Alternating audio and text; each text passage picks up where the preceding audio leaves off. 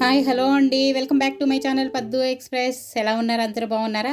ఈరోజు మూడో రోజు అన్నపూర్ణాదేవి అలంకారంతో ఈరోజు గారెలండి ప్రసాదం. ఈ గారెలు ఎలా చేసుకోవాలో అంటే మీరు ఎలా చేసుకున్నారో అందరికీ చేసుకుంటూనే ఉంటారు. ఈరోజు ప్రసాదంగా గారెలు చూపించబోతున్నాను. చూడండి, దానికి కావాల్సిన పదార్థాలు: మినపగుళ్ళు ఒక 2 కప్పులు తీసుకున్నాను.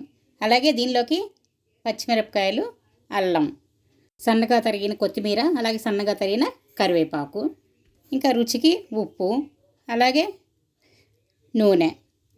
ముందుగా మినపగుళ్ళని, మినపప్పు కంటే మినపగుళ్ళు అయితే బాగుంటాయి ఇది గారెలకి. మినపగుళ్ళు ఒక 4 గంటల ముందుగా నానబెట్టుకున్నాను. నానబెట్టి నీళ్ళన్నీ వడపోసుకొని చూడండి, మిక్సీ జార్లో కూడా గట్టిగా రాకుండా చక్కగా సాఫ్ట్గా వస్తాయండి. ఏమి గట్టిగా ఏమి రావు. చూసారా, మిక్సీ జార్లో వేసుకున్నాను. అల్లం, పచ్చిమిరపకాయలు, ఉప్పు ముందుగానే వేసేస్తున్నాను. చూసారా, అప్పుడు గట్టిగా రాకుండా చక్కగా సాఫ్ట్గా బాగా వస్తాయి గారెలు. ఎందుకంటే మనం పాతకాలంలో కూడా రోట్లో రుబ్బినా కూడా వెంటనే ఉప్పు కలుపు కండ్రెక్కిపోద్ది పిండి అనేవాళ్ళు. అంటే పిండి తొందరగా కండ్రెక్కకుండా ఉండాలంటే తొందరగా ఉప్పు కలిపేసుకోవాలి. అదే మనం మిక్సీ జార్లో ఇలానే వేసేసుకుంటే కండ్రెక్కదు. అలాగే ఇవి సాఫ్ట్గా వస్తాయి గారెలు కూడా, గట్టిగా ఏమి రావు. అలాగే రెండోసారి కూడా ఇలాగే వేసేసుకుంటున్నాను. చూడండి, ఇలా వేసుకొని అంతా ఒకేసారి పిండి రెడీ చేసి పెట్టేసుకున్నాను. అల్లం, పచ్చిమిరపకాయలు మామూలుగా కావాలంటే ముక్కలుగా కట్ చేసుకొని తర్వాత పిండిలో కలుపుకుంటారు కొంతమంది.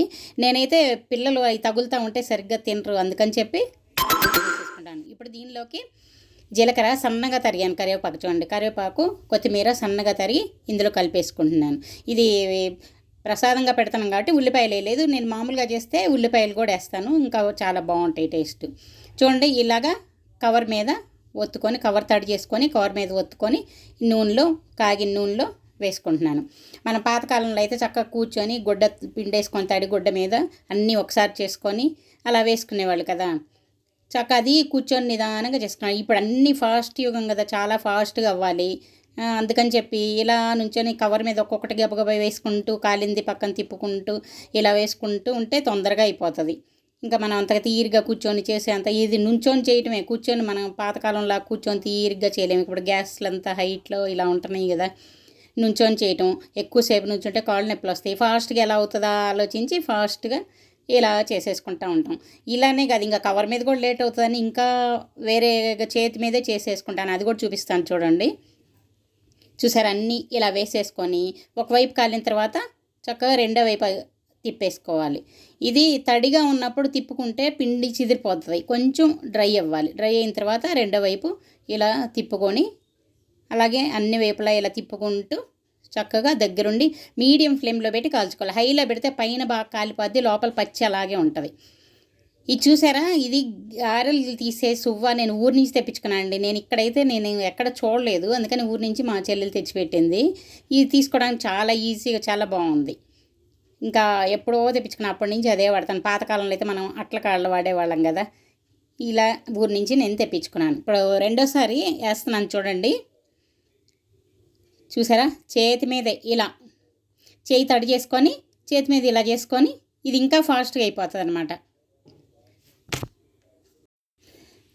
ఇంకా ఫాస్ట్గా అవ్వాలంటే ఇలా చేసేసుకోవాలి. నేనైతే చాలా వరకు ఇలాగే చేస్తూ ఉంటాను.